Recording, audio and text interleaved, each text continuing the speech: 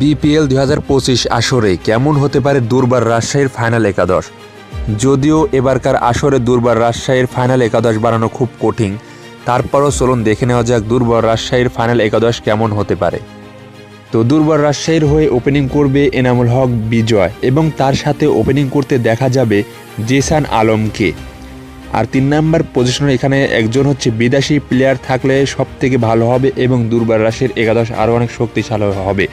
যেহেতু দুর্বার রাজশাহীর স্কোয়াডে বিদেশি প্লেয়ার বেশি রাখা হয়নি, তো সেই ক্ষেত্রে এখানে ৩ নম্বর পজিশনে খেলার জন্য একটি ভালো বিদেশি প্লেয়ার দুর্বার রাজশাহীর আনা উচিত।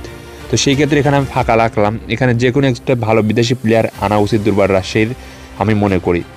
তো এখানে আসলে দেশি কোনো প্লেয়ারকে আমি খেলাতে পারতেছি না।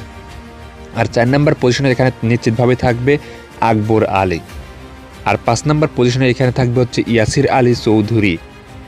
আর ৬ নম্বর পজিশনে থাকবে লেগ স্পিনার সাদ নাসিম পাকিস্তানের। আর ৭ নম্বর পজিশনে থাকবে শ্রীলঙ্কার লাহিরু সামারাকোন।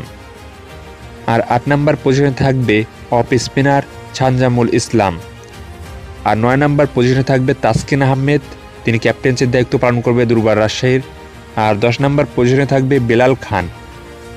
আর ১১ নম্বর পজিশনে থাকবে শফিউল ইসলাম। তো এরকম টাইপের একাদশ নিয়ে বিপিএল ২০২৫ আসরে দুর্বার রাজশাহী মাঠে নামবে।